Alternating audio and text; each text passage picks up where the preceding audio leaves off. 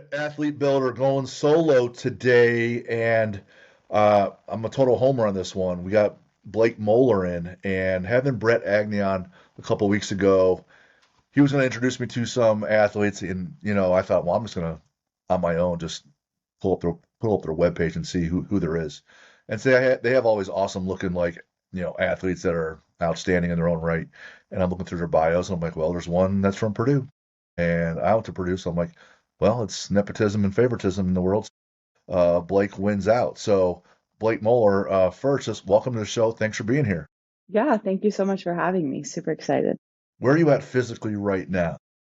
Physically, I'm in Chicago for the next 24 hours. 24 hours. And 24. we'll get into this later, but her life's a little bit of a whirlwind and Yeah. of her own right, just by herself, it would be. But dating Michael Soroka with the Chicago Cubs adds Yeah. another level, another element to it. So, a little background about Blake. What can I tell you? Let's see, it's Biddy and Kathy, right? That's it. Yeah. Super unique first name for my dad, huh? Right, Biddy. And then there's Chase and Juliana. So of the three, where are you? Like, what's the order? I am in the middle, right? Middle. Smack dab in the middle. Yeah. Oh man, that middle Yeah. child syndrome. From Everyone thinks that I'm more of an older, but yeah, I'm in the middle. All right, Yeah. uh, hails from the great volleyball state of Mississippi. Yeah. Super great. Went to Purdue. She had all the awards. Like there was a whole page of awards for her growing up. She was like Nike at the Gatorade, USA All World Player of the Year, Yeah. seemingly. But It wasn't hard in Mississippi, but it's getting harder right here. gotcha. Goes to Yeah. Purdue. Red shirts. 2018 and 19 looked like those were her best years. Third team, AVCA All-American. The following year, honorable mention. Just under 1,000 kills lifetime. Just under 500 blocks lifetime. Yeah. One ankle sprain away. Just big production Yeah. numbers. Top of the list for like killing percentage. So like for snipers out there, be worried. But from there, went and played pro. And we had, let's see, Carly Wopet on for Team USA. She played pro, and Shani Lipscomb. She played for New Mexico State and then Peru. And it looks like Blake went to Europe, Germany, Switzerland, France for all the good food and all the good beer and wine. Absolutely. Played volleyball there, came back, the Orlando Valkyries, and now the Indy Ignite. Middle hitter, 6'1", 28 years old. Google keeps messing it up. Shame on Yep, not Google. 29. Not 29. Couple months I'll be there. Mid blocker from Ocean Springs, Mississippi, Blake Moeller. All right. It's a lot to say. A lot. I get you killed it. Thanks. Did a little research here. It's always fun.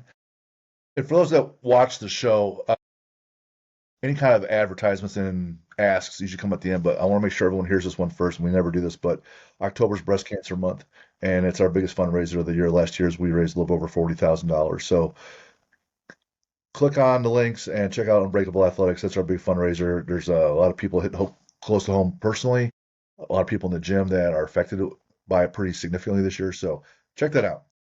All right, Blake, if you were to say Brett Agney's walkout song, what would that be?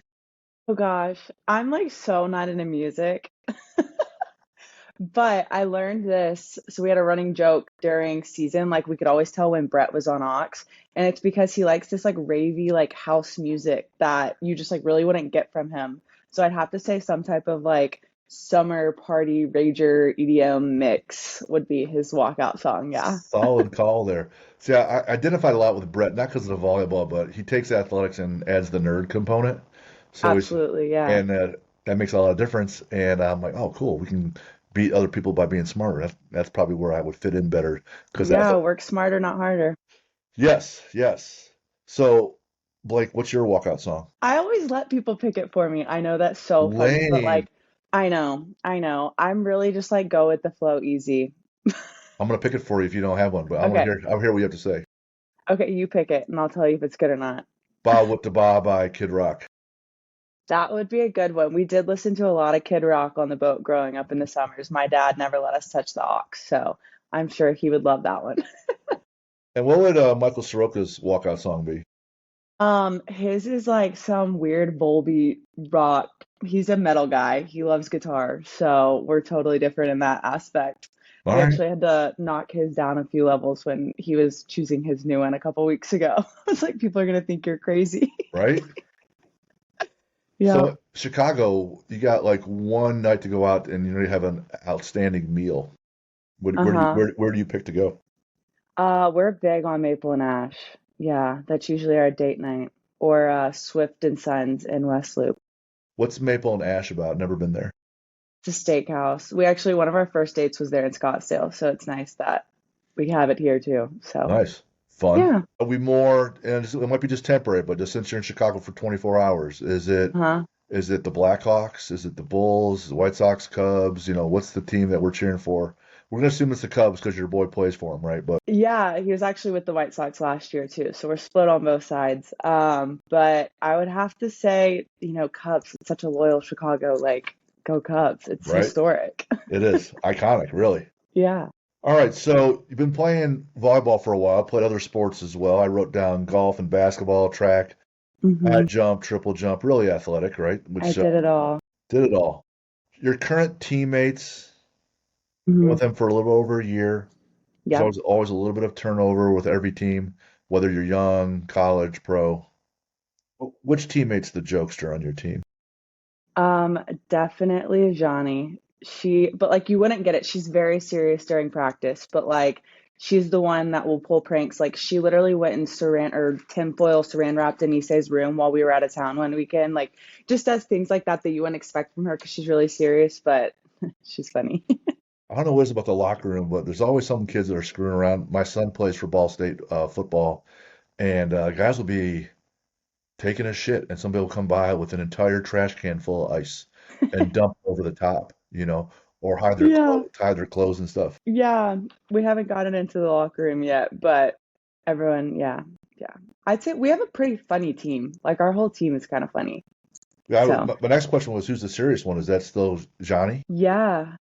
I'm trying to think. Elena's pretty serious too. Like she's like a very steady, like she'll give you a little bit of funny, but like she's a very level, calm, like Gotcha. serious player, which as a libero, I feel like you kind of have to be. So And then of all the people, who's the funniest? me, Is that right? yeah, You seem to be having a good time, I think. right? Big smile, likes to laugh. Yeah, exactly. Bring light. Which one of the athletes on your team would do a base jump like off a bridge with a parachute? That would Carly Scott just retired, but she would have done it. Like she's one of those weird adrenaline junkie people. But Gotcha. yeah. Okay. Uh, back in the Big Ten, Mhm. other than playing at home, which I think sometimes your games are in Mackey, but also you have your own arena, right, for Yeah, games. Holloway. Yeah. On the road, what's your favorite venue? Like, oh man, this place is crazy. It's a lot of fun.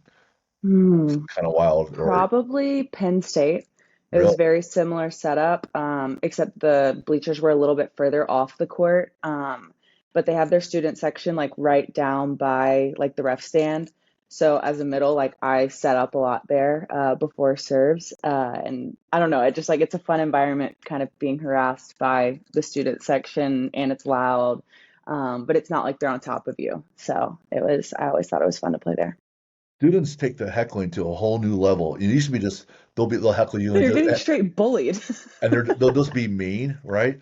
But now Yeah. they're like funny too. They're like, they'll say things like, Blake, you're not tall enough to reach the ceiling, whatever. Yeah. Some completely useless, Crazy things. but they'll say Yeah. crazy things, and they're just I really remember super one artistic Penn about it. State game, we had them like our assistant coach kind of like Tim Ebeck, he would get up and walk more than Dave would.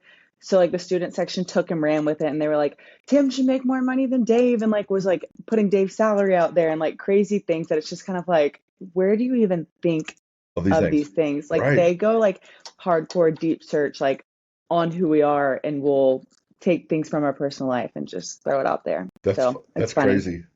Yeah. Um, top one, two, three Big Ten moments. Top one. This one just, it always stays in the back of my mind. We finally beat Nebraska at home my senior year. And that's obviously a really big win for anyone. So just being able to do that my fifth year was really cool. Top two, we had an issue of losing in the first round of the NCAA tournament for a while. It was like a really bad streak. We also broke that my senior year. That had been a goal of ours for a couple of years. Top three, we this was my freshman or sophomore year. We beat Minnesota and Wisconsin, who were both ranked top five or top 10 in the country within Wow, one weekend, and it was just yeah, crazy, crazy night for us or weekend, I guess. So that's great. yeah. Internationally, Internationally, French Cup in France, my last season playing overseas. That was first time I've ever actually won a championship. So I've always gotten really, really close, but never brought home the gold. So that one was really fun. talk about the after parties. I don't remember them. Come Just on, kidding. like I'm sure there's a couple options No, because I'm an open book. Talk about anything. yeah, no, we France was really fun. The French Cup was in Paris. So our team took us straight out. They had champagne bottles waiting in the locker room. They do it different in Europe. So that was a really cool experience. I've never felt so terrible flying home the next morning though. That No. was top five worst morning of my life. Oh, and then so the next day you're already gone. You can't just sit there and We literally, party for a little while. no, we got probably home at 4 a.m. We're at the airport by 7. That was No, rough. I Yeah, just that was, rescheduled a flight. Come on, we were all just sitting there like down bad, but right? so worth it. Talk about international venues, some places that were like there's pretty wild places.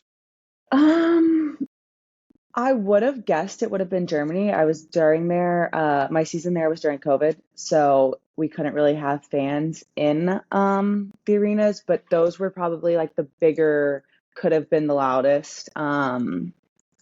Place to play. Switzerland was pretty small. I actually got to play against my head coach for this season in Indy, Lauren. I played against her in Switzerland, and their arena Nuke was probably one of the better ones to play, and they had a really cool fan base. She did some awesome things there at that team, so playing against them was always really fun. Gotcha. I mean, Yeah. my wife's gonna kill me on this one. There's a lady on your Ignite team this past year. She's from like the Anderson, Indiana area, but I think she's off the team now. She went somewhere else down south, maybe in Dallas or something like that. And Oh, Kylie. yes, yes. Kylie. Yeah, yeah. So her dad grew up with my wife. Oh, no way. Scott's awesome. I love him. They're So, great. so Great if you, family. any shout outs about Kylie, let her rip because I don't know the girl from Adam, but my wife I would. mean, she's literally one of my best friends leaving the team. We were trying to plot the whole year of how we could play together again. But our paths led us to different cities. But that'll be one of the most exciting teams to play because she is just a fiery little human being that anyone's lucky to play with. So, Look at that. Big yeah. endorsement. Yeah, go Kylie Murr. All right, so this next moment, it comes down to one component, and you either jump up and block the ball coming at you and it wins, and you win the whole thing. Or you jump up and you gotta smash the ball and win a point, and that wins the whole thing, and you guys win. Yeah, But you can only pick one. I'm definitely more of an attacker. I like the offensive side. I'm a very fast middle. I'm not a very tall middle in the league anymore. I used to be kind of average, and now it seems that everyone's 6'4". Um, so I'm definitely, my speed allows my offense to be my weapon. So I would definitely go for that. Gotcha. Yeah. Uh, any bad shots where the ball's coming at you and you're like, oh my God, you just broke my nose. That's not cool. No, I don't think I've ever had that. Obviously, like all of my fingers have tendonitis and terrible tendons. Like they're crooked and they're gonna look really ugly in about 20 years. But I have been concussed a few times from like men. We had men practice players at Purdue, and like they would just rip the shit out of the ball, and I'm not fast enough to get out of the way. So that's really the only time I've been hit in the face. Dang. I think they have some Yeah. men playing basketball too against the women's team to help them prepare as Yeah, well. yeah, Yeah. which is great. It's an awesome tool to be able to use. Because if you can stop them, you can stop most females. I told Sam we have 6 kids and my youngest is Sam. Of the 6, he's the only one that went to Purdue and he's there now. I Oh, said, really? go be one of those dudes that plays the sports because wanting to be meeting taller women, and Yeah. that's excellent for the next generation, bro. Well, you got to think about it. Right? People joke and laugh that I shouldn't think about that, but I'm not dating a 6'5". No, I'm just kidding. Right? I told my boys, like, It went into the thought process. don't bring home some girl that you love because she's still really sweet and hard worker, loves Jesus, super smart, but she's 5'4". Like, don't do that, man. Like, that's I not mean, yeah, like, those first things are really important, but so but is the height. right. And as strong as I can make you, I'm not growing anybody. So Yeah, that's that's so funny. they never listen. That's all right. So growing up, played different sports, athletic, and I gotta assume for a while, for some people, if you're just physically different, stronger, faster, taller, you can win without trying very hard. And then at some point, you're like, oh shoot, I'm gonna have to try a little harder, right? Yeah. When was your welcome to volleyball life? It's like, holy shit, this is different. Welcome to the college or welcome to pros, and it's like, you know what? I'm gonna have to elevate my game in a lot of ways for me to hang on here. Yeah, I would actually say mine was kind of the opposite.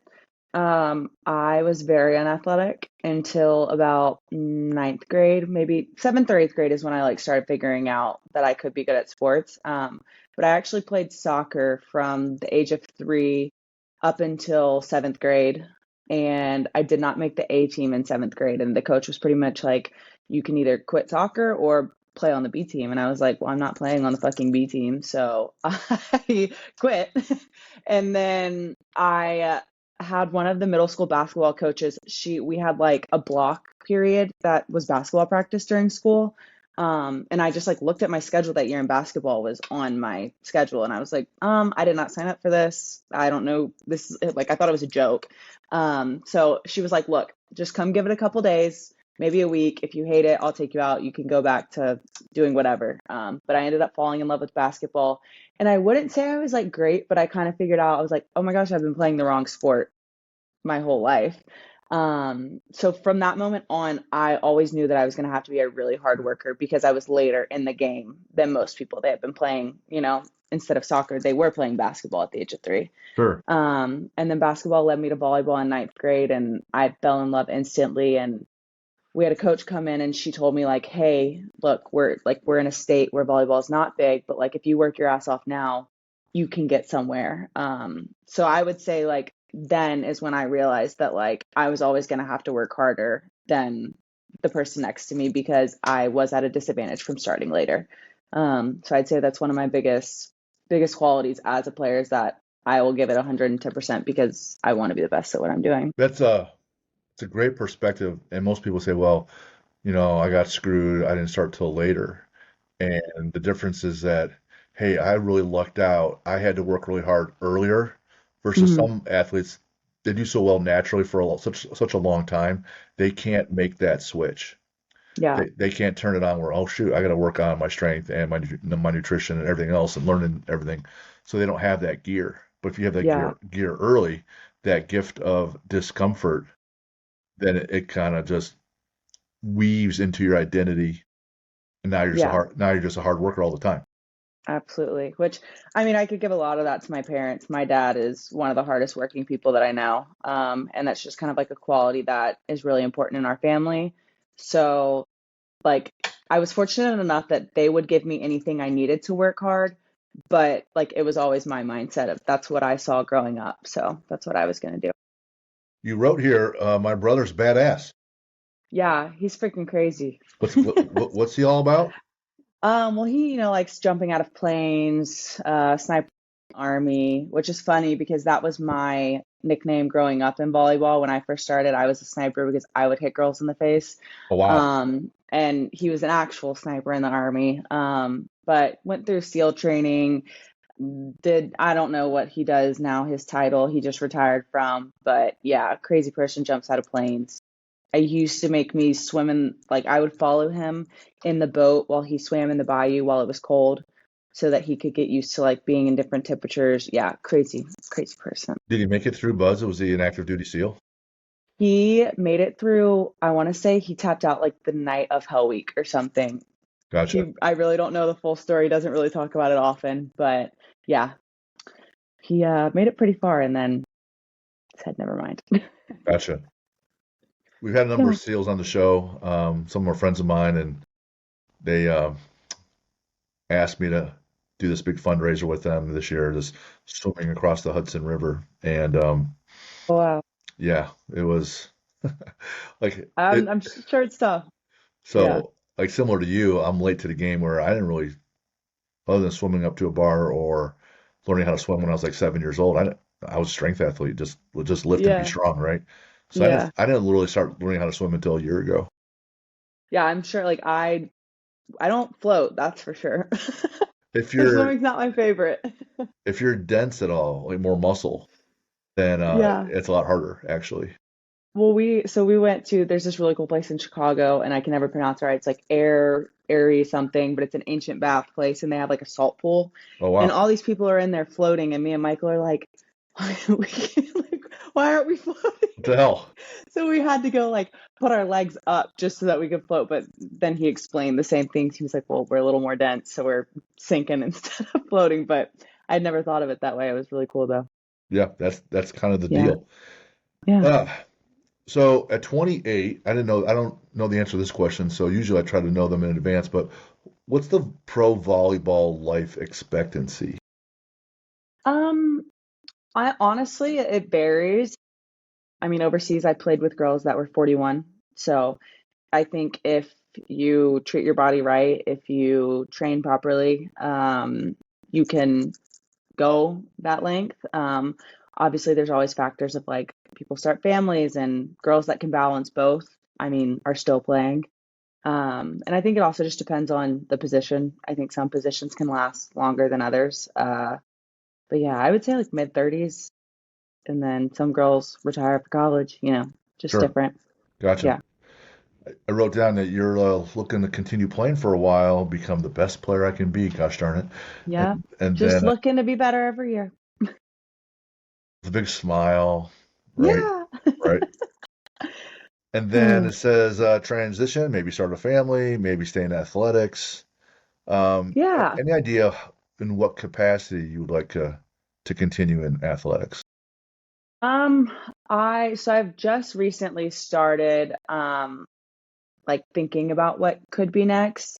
I went ahead and got my CPT. I love working out. I'm especially in this like new stage of life that I'm in. I realize like how important it is. And I like influencing others to live a healthy lifestyle. So I started coaching at Orange Theory this off season, and do enjoy like the training aspect of things. So I could maybe see myself doing that further down the road. Working in a gym. I'm like really passionate about like Pilates and like other types of workouts that I think major athletes don't realize could be beneficial to our bodies. So doors open to a lot of ideas. Just I know I can't turn around and sit behind a desk for 9 to 5. Right. I need to stay active. I'm very fortunate that I have been able to play volleyball for so long, but it's also a negative side of like, oh my gosh, how do I transition from this to just like sitting still all day? So yeah, it'll be an interesting transition of how that goes. But I'm very much so I've tried really hard to take my hands out of my life, and just wherever God puts me, I'm trusting. So I'm not even thinking that far down the road. I just know that's something that I would enjoy. Last week's episode, we had Jen Floyd on, and she was an Olympic rower. And Hmm. similar to you, like you started late to the game in volleyball. She didn't start rowing until her senior year in college. Oh wow. She was always playing other sports, Yeah. and she transferred to Cornell and wasn't going to play a sport, and did it her junior year, and then got really missed the team component. Hmm. And something once you come to this call out, and she's tall like you are. And so she was in shape and strong, and she caught on the technique real well. So she rode for 1 year for Cornell, and then made USA team, and then 4.5 years later was in the Olympics. Wow. And so fast forward, she's much older now, and similar to you, she runs a small gym where they do boot camps and things like that, and just Yeah. influence people's lives to be healthier. And just that's kind of her calling. Uh, Yeah. she's living it just like you're talking about doing. Yeah, that would be a dream. So maybe one day. Maybe one day. Yeah. It's got to be a little tough, an athlete's lifestyle. Like my son who plays football, he's never been home for Thanksgiving, and Christmas is a maybe because they could be at bowl games, or if they do, there's practice and stuff. So similar to you, you got to have. the stereotypical standard lifestyle's got to be a little different. And if you got your boyfriend who's also living that lifestyle, Yeah, that's got to be kind our of life is very different. it's got to be kind of nuts, right? Yeah, it's pretty insane. It's definitely, I wouldn't even say, no, I was gonna say draining, but it's not. It's awesome. We're so blessed. Like anyone like that, the things that we get to do are, I mean, I would never trade them. But it's definitely, you just have to have a routine and stick with it, because it's a lot of travel. Obviously, I go from traveling all of my volleyball season straight into baseball season, and they're obviously on the road every 7 days. But just knowing that I'm still working towards my career and knowing that I have a partner that pushes me to be the best athlete that I can be, it really helps. So it's a lot of travel. We live out of suitcases, but I wouldn't trade it for anything. Good answer, because he's probably going to listen Yeah, later. I know. I'm like, I love it. I'm just kidding. You're the best ever. No, he's great. He's great. And he really helps. I mean, and this is one thing I'm not sure you've ever gotten into with anyone, but the difference of female athletes and male athletes and what we're not given, but what we earn is a lot different. And he's very supportive in that sense of like we do the same exact thing, we train the same exact way, we have the same job, but one of us is making just as much money as I make in a year and a day. So just knowing that he sees it and he'll do anything that he can to help support my career and my off season training and put me in the best place that I can be, like that's also a very, very lucky thing that I have in my life. So it is more beneficial to me, honestly. It's great if you have like a teammate that gets you, right? And Yeah. it's not always adversarial or, hey, this is my stuff, this is your stuff. They actually Hmm. get you. Yeah. And I can empathize with what you just said. There's like my son plays for Ball State. That team's not Hmm. not very good compared to Ohio State, Hmm. but they're still doing Yeah. two days and they're training in the Same heat. exact thing. Yeah. But some kids are making millions of dollars, and some kids, sometimes if your equipment breaks, you have to go, replace it yourself, right? And they're working just as hard. But that's just that's just the economics and capitalism of supply and demand curve. And there's more demand for Ohio State players on Saturday than there's for Ball State players, unfortunately. But people are Still grinding. still grinding, right? Yeah, absolutely. So Yep. so how did you meet Michael? Did you just walk into the room and you're like, hey, I got a standard, they got to be taller than me, and so here's a guy that's what 6'5" maybe, I don't know, and No. Yeah, no, that was not it. We actually got very lucky. He had ended his season with the Braves early in 23 from shoulder inflammation and ended up being out in Phoenix training. And I had gotten a call from Kaz Brown one morning, asking if I could move to Arizona in 24 hours to be there for AU. And I was like, hell no, there's no way. Like I was coaching at South Alabama. I had my life kind of set up at home for the off season. And then my coach in Orlando, Amy Pauley, actually called me and was like, just go, like literally just go. And so I moved to Phoenix in 36 hours and met Michael that night that I had gotten to Arizona. Yep. Crazy story, but so the one lady bullied you into going, just said, hey, you just go, and you said, okay, no yeah. problem. Yep. Great. Sounds good. I wasn't going to say no to my coach.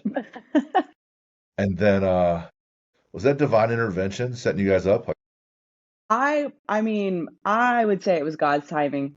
So is that right? I fully trust it. Yeah.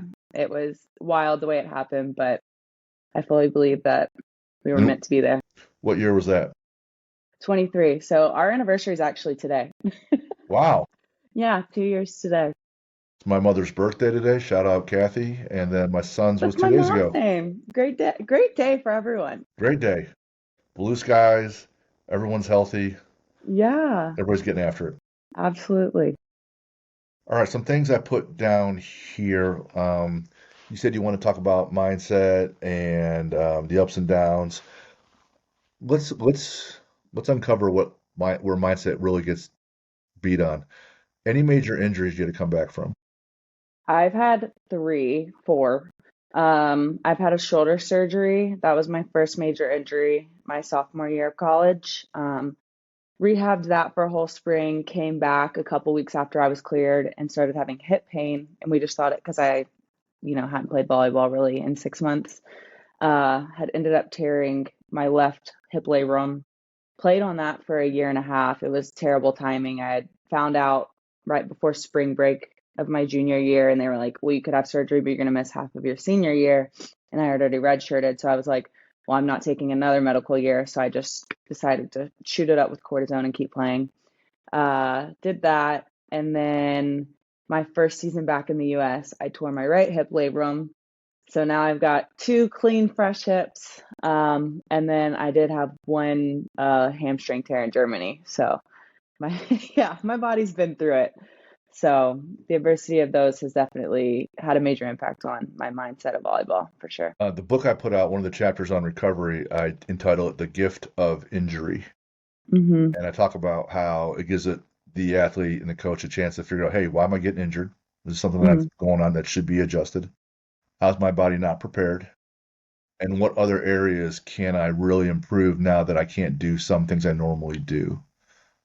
How was your mindset? What was your thought process? How do you, because after a while, you go through all the stages of denial and pissed off and negotiating, and then finally acceptance. Like, talk about how you work through that each time, because those are challenging setbacks, but yet here we are, 28, and we're, Yeah, we're we're in the pros. So yeah. talk about that.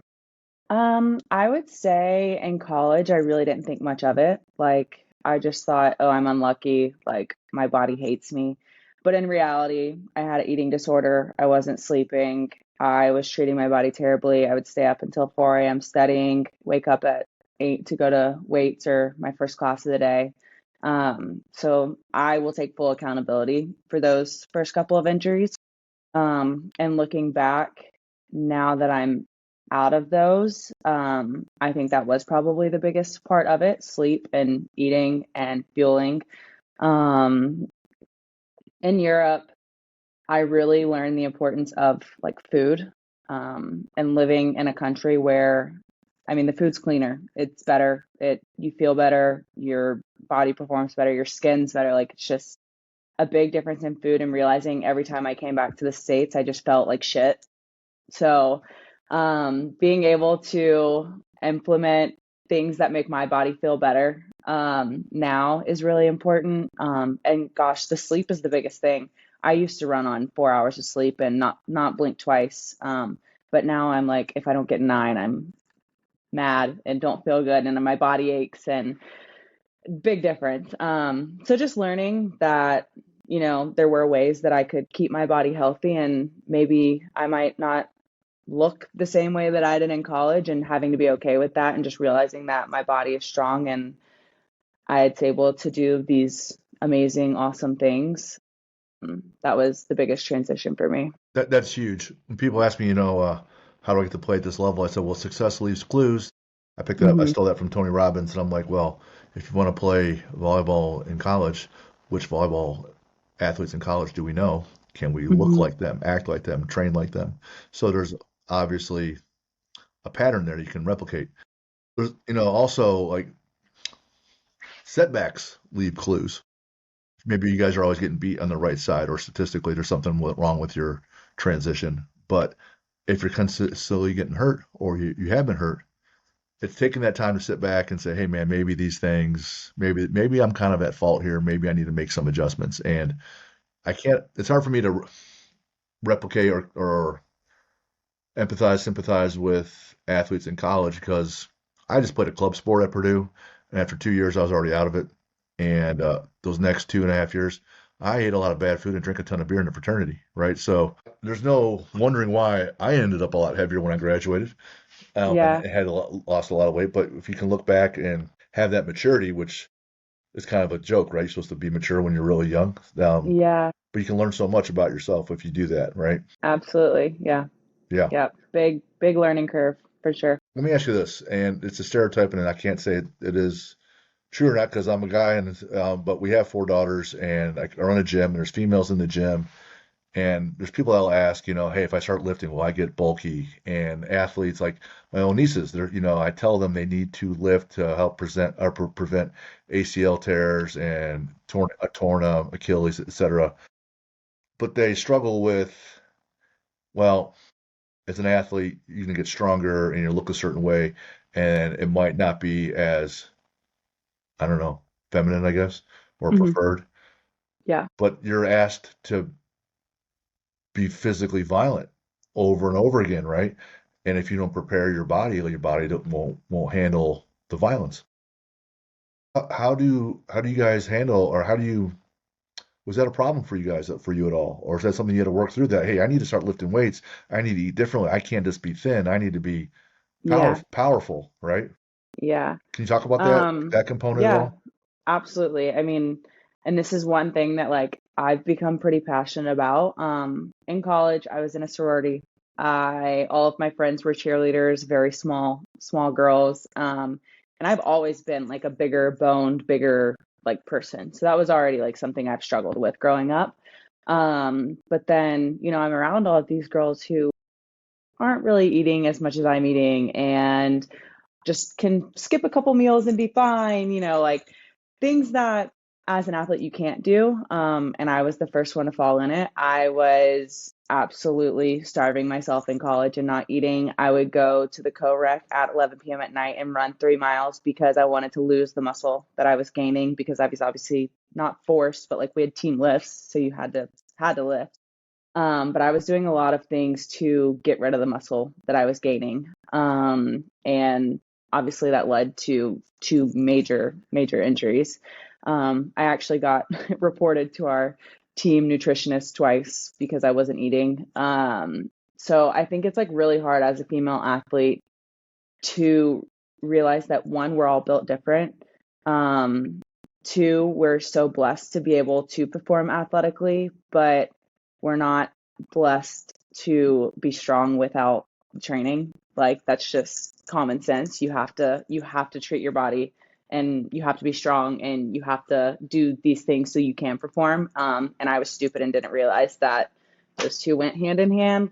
Um, so yeah, and I mean, I still struggle with it to this day of like comparing myself to even just other volleyball players. Like none of us are built the same. Like, yeah, most volleyball players are like tall, lanky, toned, but like there are some of us. I mean, look at Lekator, our outside hitter. She is the strongest person I know. Like she is so built with muscle. Like she's 5'7", jumping higher than half of us. Like every volleyball player's body is different. And I think you just have to accept how God made you and give your body what it needs to perform. And I think a lot of female athletes probably have dealt with this thought process sometime in their career.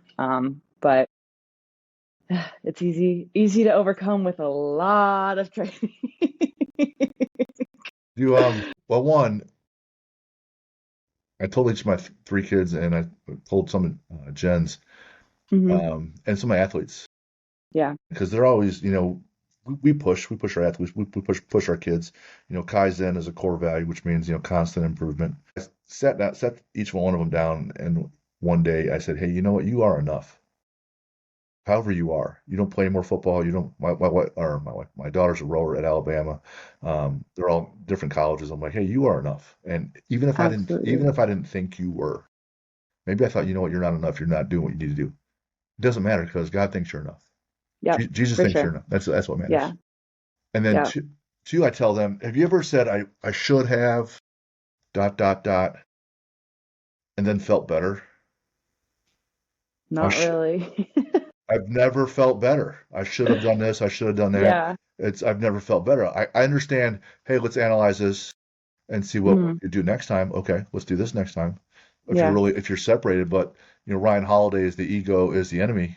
Uh, I never felt better. And comparison is the thief of joy, African proverb, right? You ever compare yourself to other people and be like, yeah, I feel Yeah. bad. While I feel great. No. No, no. Yeah. So if you are enough, and the people in your life that are meaningful, because you only get about three or four other than your family. Like, Hmm. even sometimes in your own family, you're like, I'm glad that person's leaving soon. Like, you look however you look, right? Yeah. I think one thing that I've like really had to call myself back to, and as I like have been diving deeper in my faith the last couple of years, like we're all beautifully and wonderfully made, and we're not the same. We're all called to do what God had planned for us, and not one of us are called to do the same thing. So just knowing that like I am made in the image of what I was supposed to be, and if I'm putting everything into my body for it to perform the way it's supposed to, then like I can't be upset. Now, if I go out and drink and party and eat like crap all weekend and then I feel like shit on a Monday, that's my own fault. And yeah, I can be mad. Like I Right. should be mad at myself. Right. But that's the only time I think we can be disappointed in the way we look is if we're not treating our bodies properly. Right. So Right. that's one thing that I'm really trying to ground myself on because I mean it's tough. I've been dealing with this, gosh, for 10 years at this point. So it's an ongoing battle, but just, remembering back to the basic, we're beautifully and wonderfully made and we're exactly how we're supposed to be. So The easy thing I think for me to say is, well, just use your brain and look at the math. I need to mhm. hit this much protein. I need to be taking creatine, blah blah blah. But most people, me included, you can see here's the math, but you might feel differently. Yeah. They'll say, well, you gotta be strong in your feelings. I'm like, well, fuck off, man, because that's hard to do, right? You know. Yeah, absolutely. But it's Yeah. still but it's still the answer, right? Like hmm when you can take the emotion out of the equation, then you make some better decisions. Um, so as soon as you figure that out, man, you don't need to play more volleyball. You'll be a gazillionaire because everybody else will just follow that. What about this? We had two other pros on, and I have two nieces, and we are talking about this before. There's a concern about how you look because of eating or being stronger, which I think is my wife and I are like, that's awesome. Like that person's an athlete. Like look at that person. Look at the work they put in to be there. hmm But there's also the toxicity of being on a team, like whether it's male or female, and you could some people will stereotypically say, it's more prevalent with females, but it happens on the guys' teams too. Um, Talk about that component. Like sometimes winning or surviving and advancing is just you outlast the other quitters. And some people gave up and like, what, I'm gonna go out for this next team and you make it. So talk about the mindset and surviving that component as well, especially coming up through some do travel sports at a very young age, like within high school and college and pros. Like there's people Yeah. out there, their teammates that are just kind of assholes sometimes, right? Yeah. Yeah. I mean, I think you just have to remember that everyone was raised different. We all come from different backgrounds. Even just growing up in different training environments. Like there were some club teams that were run like a military school. And then there were other club teams that you were eating Skittles on the sidelines, you walked onto the court, you won a game, like good for you. Everyone came from a different athletic background. But we all should have the same goal of wanting to win.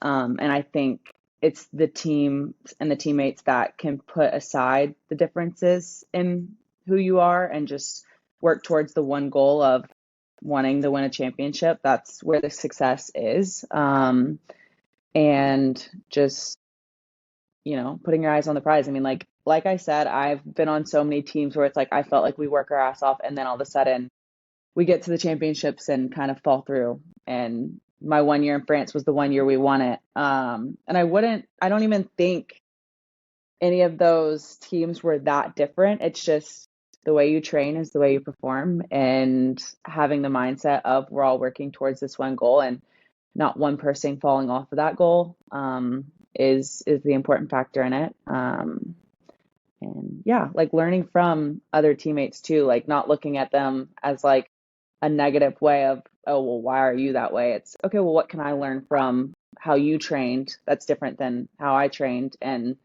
we can both get better from our differences. Yeah, they could have a component that you're not used to. And Yeah. we had some kids that would come in and they're farm boy strong because they grew up on a farm, but have no clue on how to manipulate a barbell. And I'm like, well, Yeah. shoot, right? Yeah. But hey, that guy is still capable. Absolutely.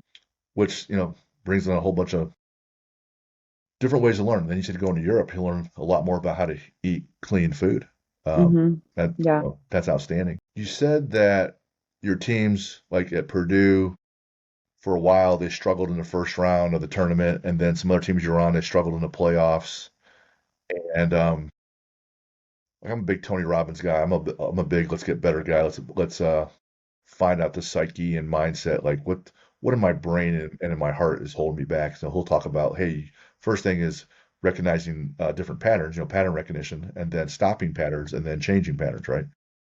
Was there a commonality that you thought, or was it, the teammate component in those teams where, like, you start approaching the playoffs or it's time to advance, and this, I'm making an assumption that you guys got beat by teams that you guys should have beaten, right? That should were awful. Was there a thread that was similar or common in those instances that you can Mm, analyze, or not so much? I the one thing that's coming to like the top of my mind is that instead of feeling like you have to win and then going into a game knowing that you will win are two different mindsets. And playing scared is never going to get you anywhere. And there were so many times that I think I've been on a team where we go in and like we maybe have thought that we were like playing our best, but like if you go back and look, we were playing scared.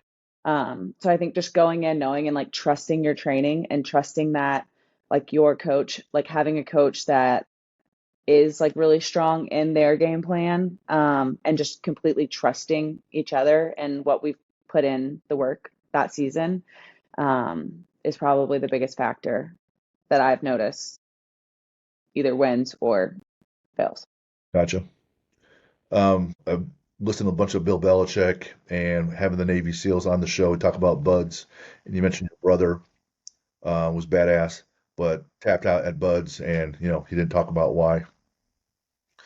And what I've been so yeah, I'm 50, right? So I'm just sitting back, armchair quarterbacking everything, and Uh, they talk in depthly, very consistently about once you have your plan in place, and like you said about trusting it, that you only focus on the next step.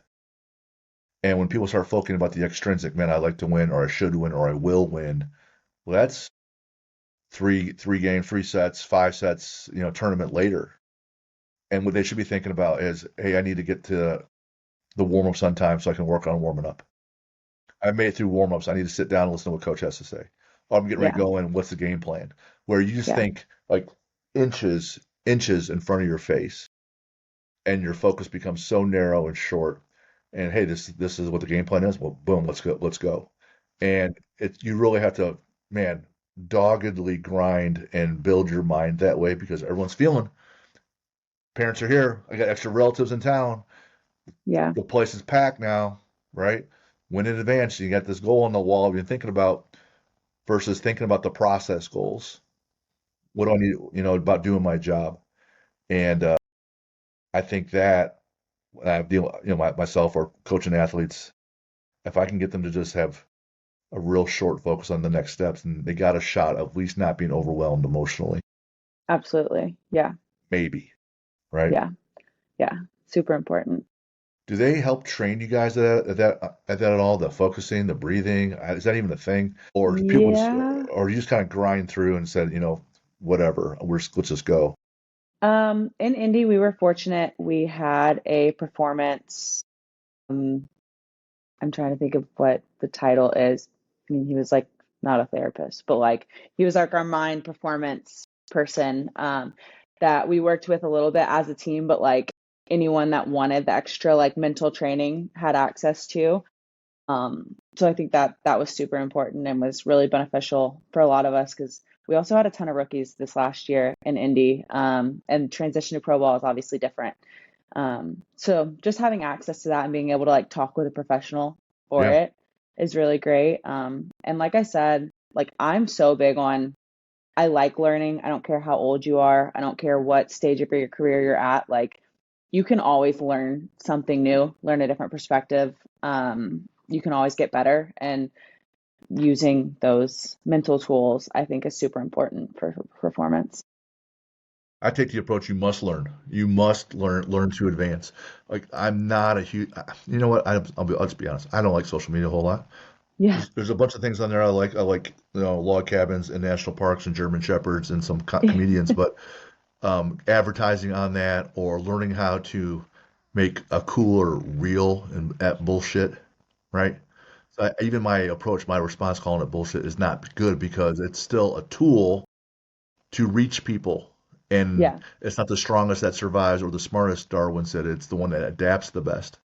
Yeah, for And sure. so if I refuse to adapt, then I'm going to lose out in a lot of ways. And I think with anyone that like rookies or whatever, you take them through what I call my athlete builder approach or your own approach. But like, if you're always hunting for how can I improve my mindset or get smarter at the game or be a better teammate, or I'm hunting at my training, my nutrition, my recovery, you're going to find some new habit you can implement Hmm. and then move the needle. So just take the approach. Yeah. I'm going to keep hunting, especially Yeah. with rookies.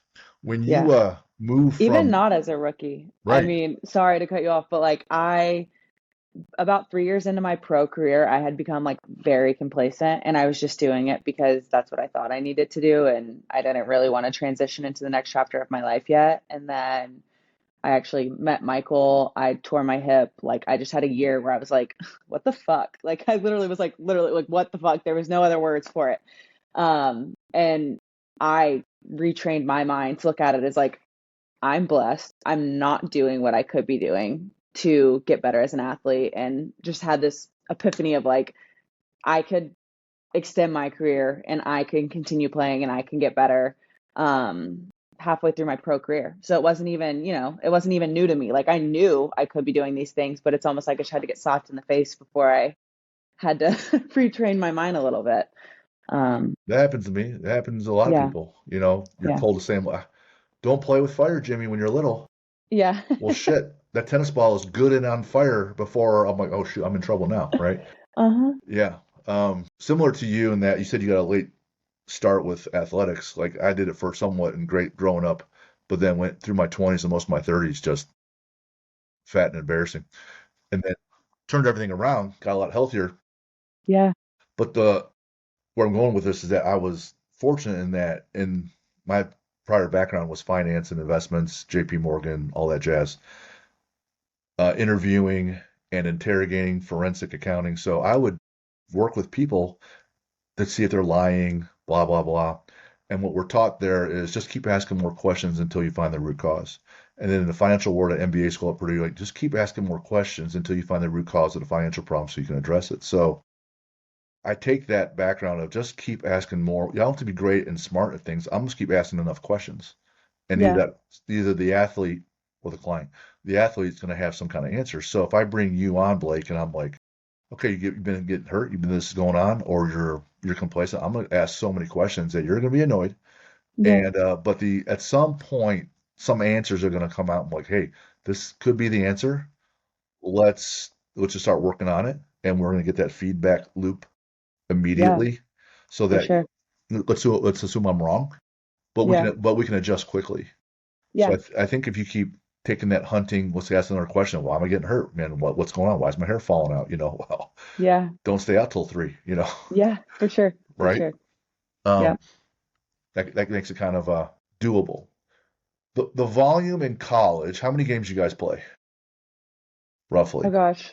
College, it was usually two per week from mid-August to December, Okay. I And think. then playoffs are first of the year? For college, they usually start right after Thanksgiving, I Gotcha. think, into December. Yeah. Okay. I've been out for a while now. Right. Right. Get back to go to Harry's and see how things Yeah. are looking. Yeah. And then how many October, November, so I don't know, 10 a month, 8 a month, Is it maybe 30, 40. 30 something? Yeah. It looked like your team last year only played about 30 games, right? Yeah. Yeah. So 30. not a lot different in terms of the volume. No, but then when you go to Europe, it was like a weird breakup. So Europe is like a 10-month long season, Whoa. um, with preseason counted in, maybe nine. But it was only one game per week. So Okay. just like it was a different look because it was like less volume. It's over an extended period of time, so your like practice volume is so much higher. Because once you get into the season, you're playing 2 games a week, you kind of have to taper the training.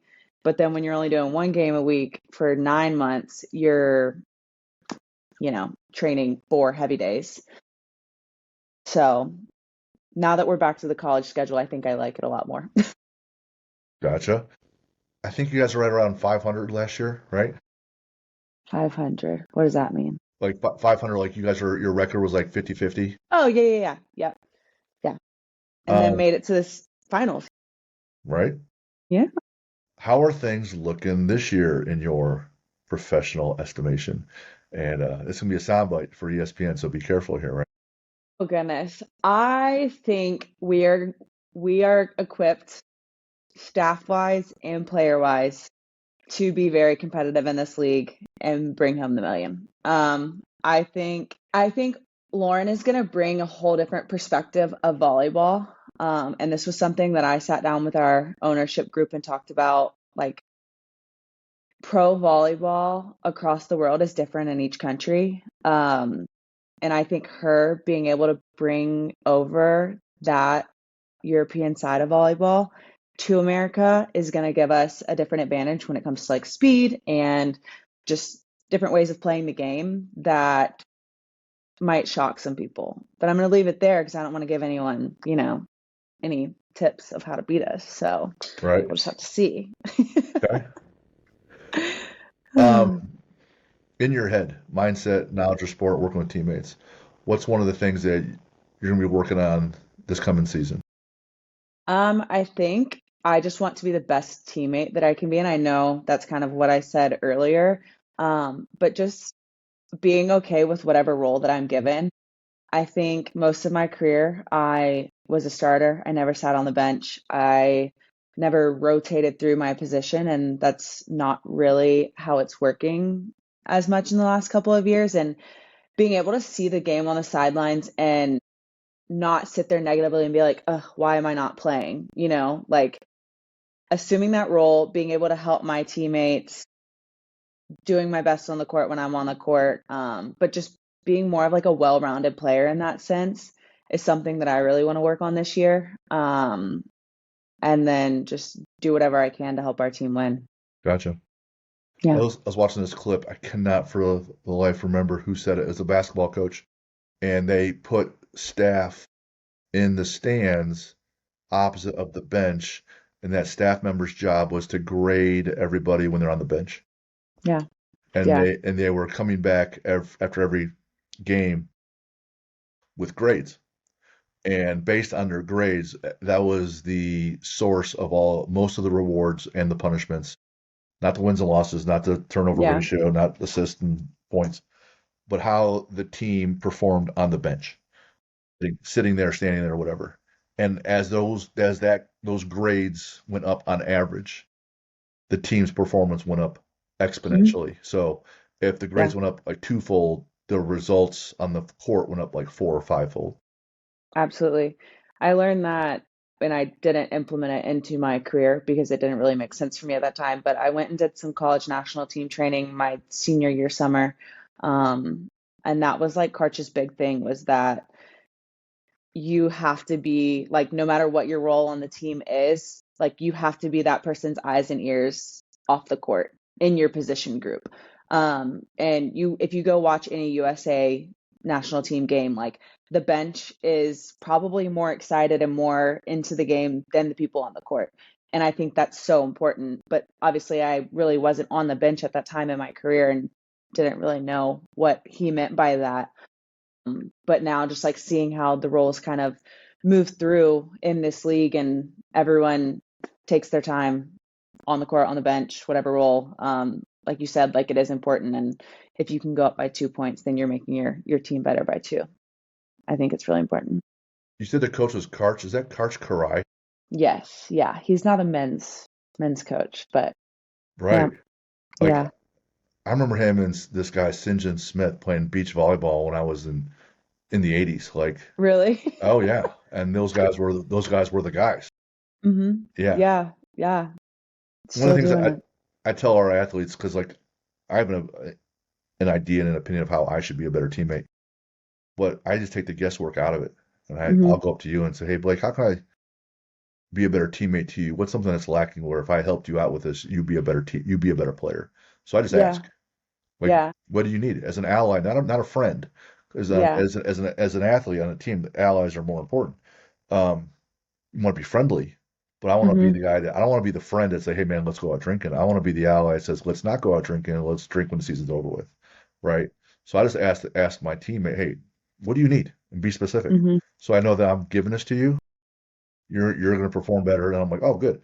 Because I'm going to be selfish. I want to feel good about me. So if I'm doing what you're asking me to do, then I win. I feel good about me because I succeeded in the task. Yeah, that's a really good point. Yeah. Physically, what are we looking to improve? Either training, nutrition, or recovery. And I know you love your sleep and your clean eating, but of the three things, what's the habit we're working on, training, nutrition, and recovery that you can Um, share that you're trying to get better at? it's got to be the nutrition. Like it's and like kind of going back to what we said with my lifestyle right now, it's crazy. When I'm in off season, I'm in a ballpark 4 to 5 nights out of the week, and I smell a hot dog and I want a hot dog. So Right? I am great during season. When I am in my routine in Indy, like it's easy for me to be on it. I'm focusing on being able to be consistent with that all year. And that's been, I mean, I really didn't start taking and you could roll through my Instagram, you're going to see my body changes in the last 3 years. You can see when I started getting a little more serious about it. And it actually, Michael slapped me, not really slapped me in the face, but like, made me realize like, hey, you need to get serious if you want to be serious last August. So I'm coming up on a year of it. And of course, the last 3 months with crazy baseball, I get a little bit inconsistent. So just focusing on like making it a lifestyle and not like realizing that even when I'm not playing volleyball, like it's still important for me aging and wanting to live a healthy life until the day I leave. Yeah, so that's just being consistent in my nutrition. I know what my body likes, I know what I perform best with. And instead of grabbing the sweet treat, finding a better option. I'm good with nutrition, but my wife's great. Like I'm like a B plus.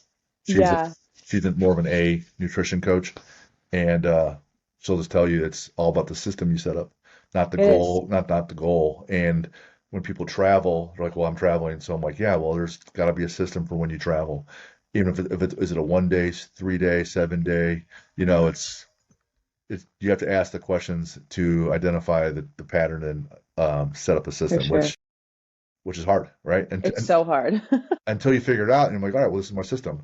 Yeah. I don't need to think anymore. Yeah, we're slowly but surely figuring it out, but it's a tough one up there. So, The irony is that by the time you retire, you'll have it all figured out. yeah, of course, I'm just mad at myself and going back to, you can only be mad when you do it to yourself. I wish I would have figured this out 4 years ago. Sure, for sure. Yeah. So if you're working out in the gym, what do you listen to? I have been big into like Christian music, Forrest Frank, like it helps me remember why I'm doing it. And just realizing that I'm very fortunate to be able to perform the way I can. So it kind of just grounds me while I'm working out. Yeah. Awesome. Is there a bucket list adventure location for you and Michael that you haven't been on yet? Where you're it's not athletic related. Yeah. No, I really want to go to Thailand. Michael is not for that one. I haven't convinced him, but that's always been on my list. Why? I have no idea. It just looks beautiful. I had friends go a couple years ago. I've had a coach go, and it just like it looks so fun to me. I don't know. My brother Brad went. He taught English in Japan for 3 years and then Uh, had a little trip over to Thailand for vacation yeah. and wasn't disciplined on the water drinking. Yeah, well that would be a little hard. My best friend's getting married in New Zealand next year and that's also like bucket list. So maybe that we can count that one. That'd be cool. Yeah, My wife and I are big All Blacks rugby fans, really? and Yeah. so New Zealand will be awesome. Yeah. What's a favorite sports movie? Um, I just feel like I have to say The Blind Side. That was like the one that I always watched growing up. So, yeah. The main actor, Quentin, Hmm. plays the tackle. Yeah.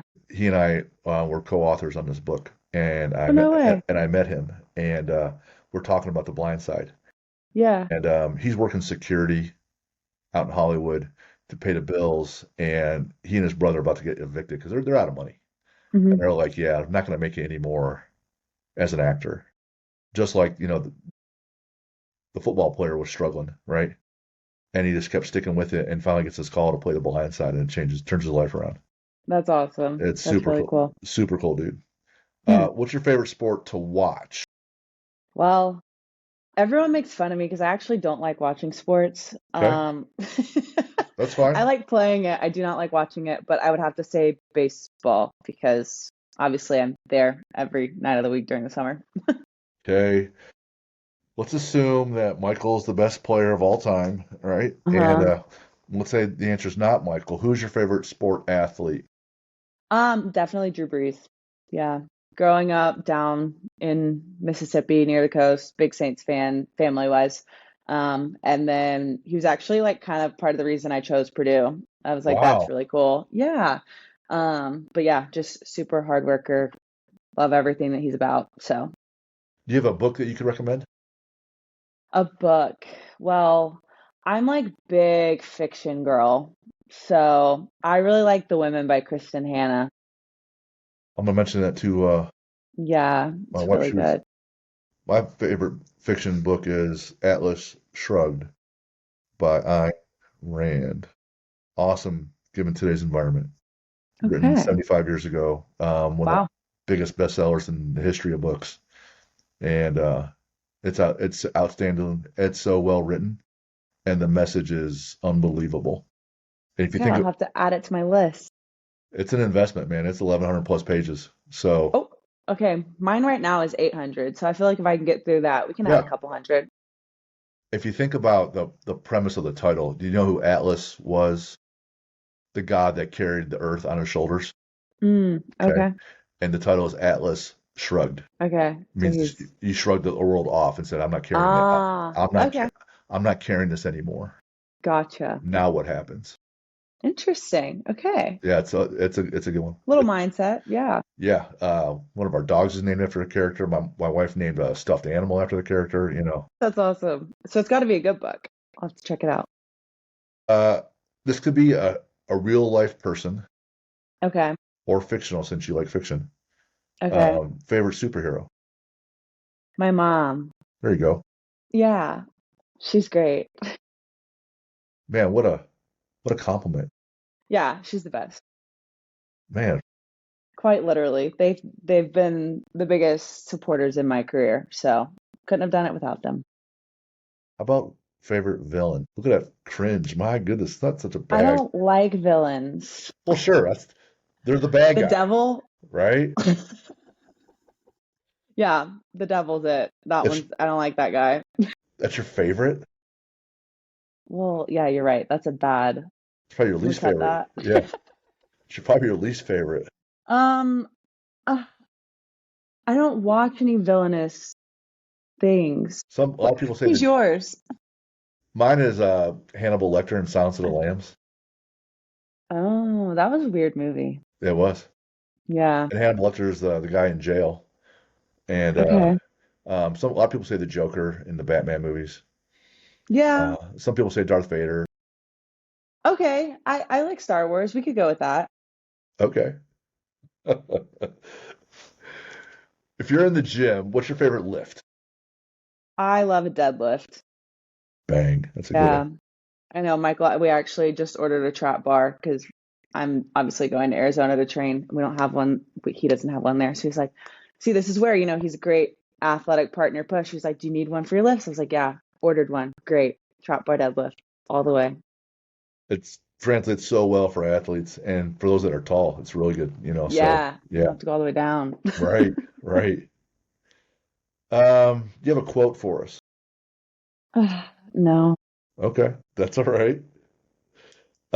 Where can all your pending fans and Yeah.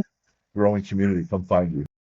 Well, I've deleted everything except Instagram, and I have it set on a time limit of an hour a day because I'm trying to get off of it. So that would be about it. Okay, Instagram, Blake Moeller, find me there. Blake Mohler on Instagram, and the team you Yeah, played for is Indy, Indy Ignite. and then Michael plays for the. The Cubs, but he just became a free agent yesterday, so we'll see. So we'll see. Gotcha. Yeah. My wife loves the Cubs. I'm from Cleveland, so I like the Indians. I don't call them the Guardians. And the Cubs beat my Indians a number of years ago. My wife was thrilled. Ah, I bet. Yeah, For we'll those that want to see. get a hold of us, let's see, it's at athlete-builder.com. If you want to email us, info@athlete-builder.com. If you want to support our breast cancer event, it's the gym's Unbreakable Athletics. So the breast cancer event is called Unbreakable Boobs. And so we raise money for local charities and people. So look up Unbreakable Athletics Academy in Plainfield and reach out to us. We want to make a difference. So that's our one of our big fundraisers for the year. So Blake, love having you on. Yeah, thanks so much for having me. I love the just the fun approach and attitude. It made it very comfortable and easy to hang out and talk to you. Learned a bunch of things. It was great. So man, thank you for the gift. You Yeah, really made a difference today. Thank you. thanks so much. See ya. Bye.